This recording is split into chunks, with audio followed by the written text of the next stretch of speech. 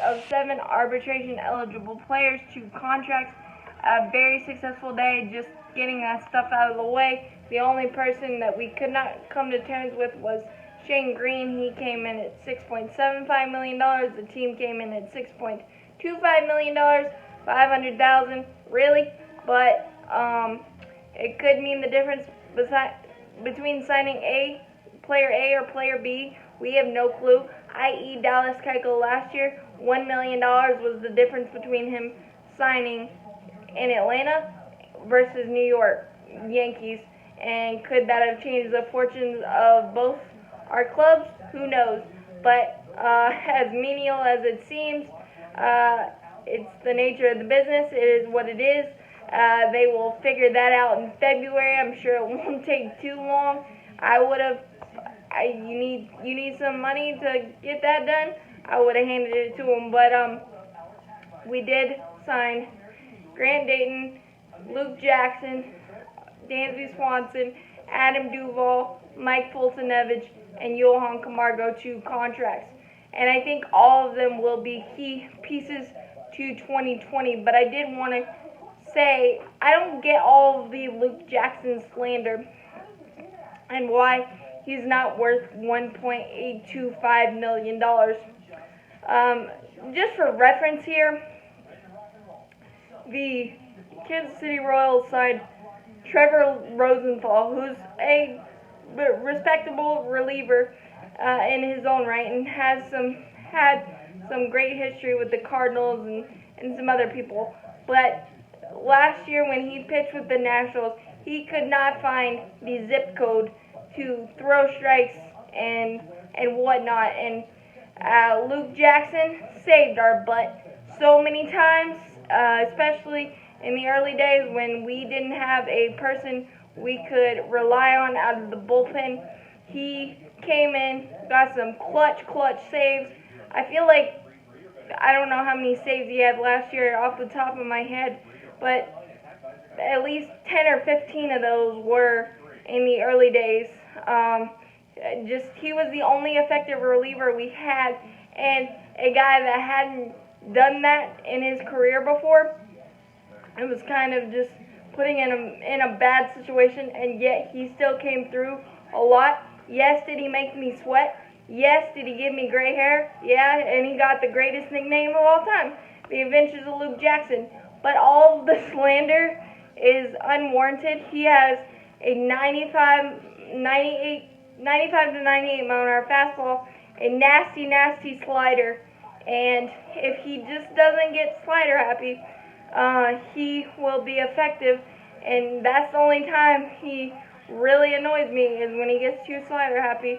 Also, with the way the bullpen is constructed now, you don't have to use him in the high leverage situations. You can use him in the middle innings or long relief or just kind of a bridge inning, because it's a 3-batter limit now. But 95 to 98 with a nasty slider, amongst all of those great guys that we have in the bullpen now, a bullpen that on paper looks like one of the best in the NL, and with all the veterans, he will soak it up like a sponge as well. So I don't get all the Luke Jackson slander. I'm happy to have him back.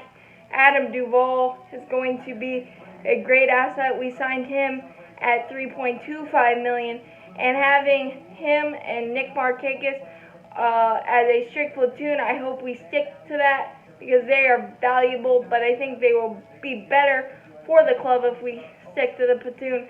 But we saw what Adam Duvall did down the stretch. Clutch hits, clutch homers, and a Gold Glove caliber defender in the outfield, and he can play all 3 positions. That's going to be amazing to see, and hopefully we stick to the plan with the platoon. But $9.25 million from 2 quality outfielders, that seems like a bargain to me, and I'm very excited about that. Mike Fultonevich signed $6.425 million. I expect big things from Mike, having to battle and come back from AAA and coming back the way he did, and he was one of the best down the stretch. The clincher against San Francisco, Game 2 against the Cardinals in the playoffs.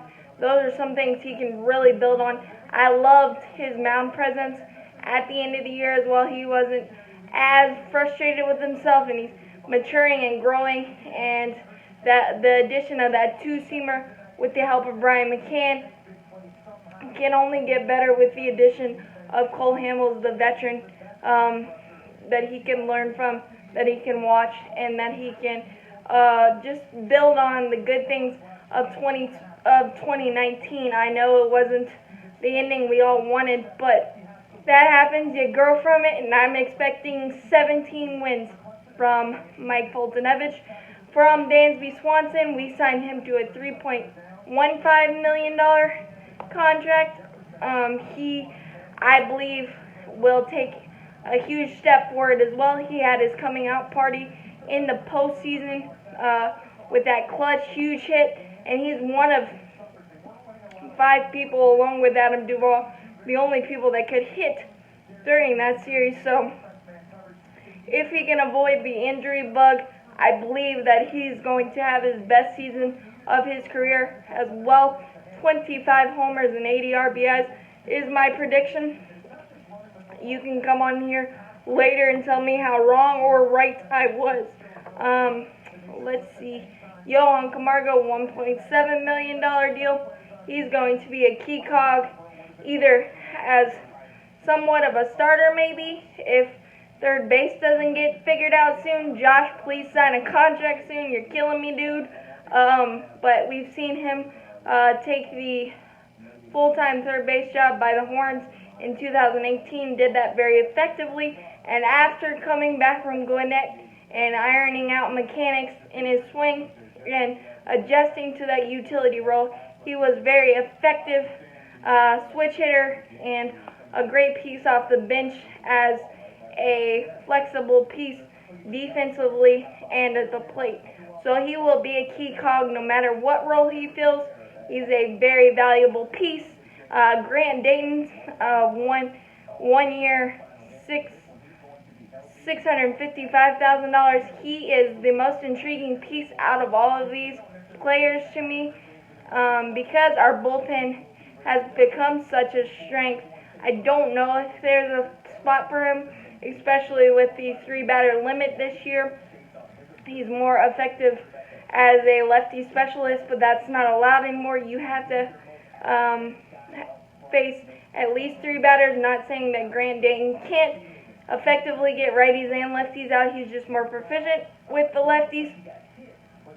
So it should be intriguing to see him in spring. But it was a great day today, signing those players, getting the headache off of us to focus on improving our roster, the third base position, and just, it's getting so close. I can taste it. Can't wait to go on the ride with you guys. As always, go Braves.